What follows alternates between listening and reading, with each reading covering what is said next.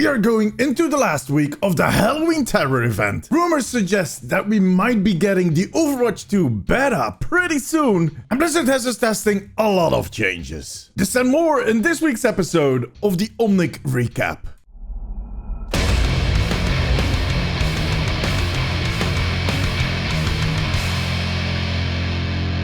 Welcome to the Omnic Recap. I am D from the Omnic Post, and every Sunday we look back at what happened during the past week in Overwatch. Make sure to subscribe if you want to see all of my future videos, and help me out by giving this video a thumbs up. Next Tuesday we are starting the last week of the Halloween Terror event. Time sure flies when you're stuck at home because of a pandemic, and you're having fun. So you have till Tuesday to unlock the Stone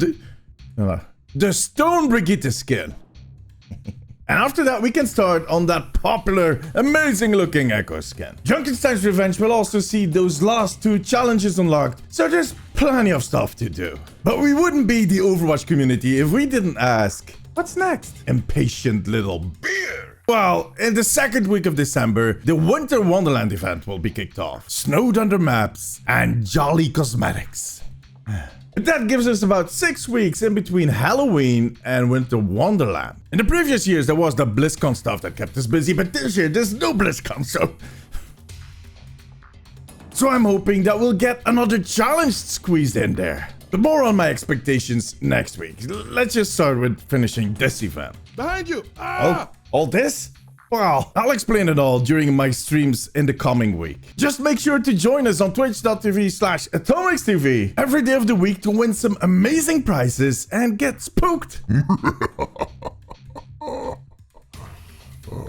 According to Metro, the streamer that leaked the Overwatch 2 announcement last year, the start of the 2021 Overwatch League season will be postponed to April. That would be big.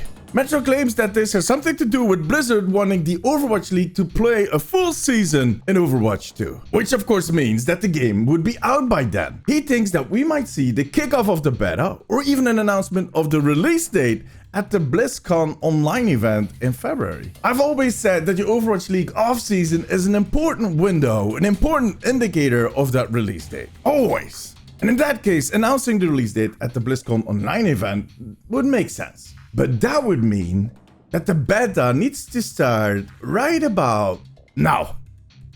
Nope.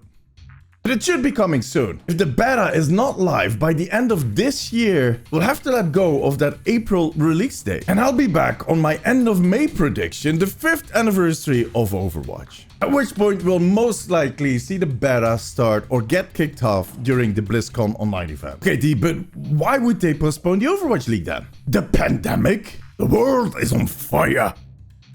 That's fire. But seriously, the 2020 season was not good. It was reported that the average viewers went down by 60% this season.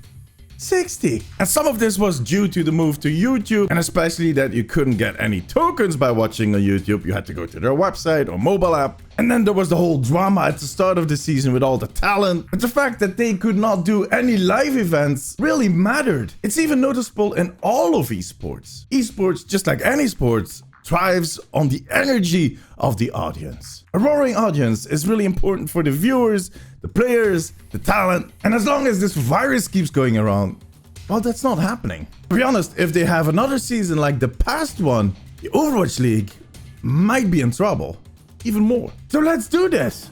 This week we got an update to the PTR. Well, actually we got 2 updates. First, they pushed a big update that added minimum latency support to custom games. Basically, this will allow organizers of online tournaments to level out the playing field when it comes to ping. It is an interesting move and I really like it. They also added a green screen in the workshop, which is just a huge meme in the making. And lastly, they did some tuning on the way that Lucio's wall ride works. Reading the changes on the patch notes just gave me a huge headache. You need to just try it and feel the difference. Later in the week, they updated the PTR again with some minor extra tweaks to Lucio and one of the buffs for Baptiste. But we've seen that buff before. The Baptiste buff was part of an experimental card that went live on Thursday. In that card, Baptiste saw his amplification field get double as wide.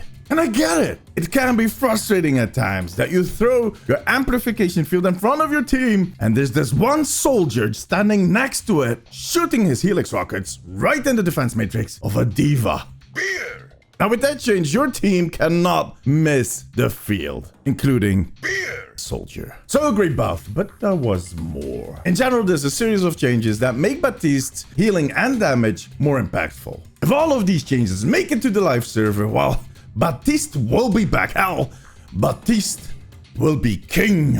And I'm not the only one saying that. In a recent poll I did on the Omnic post, 78% of the voters said that they liked the Baptiste changes. The king!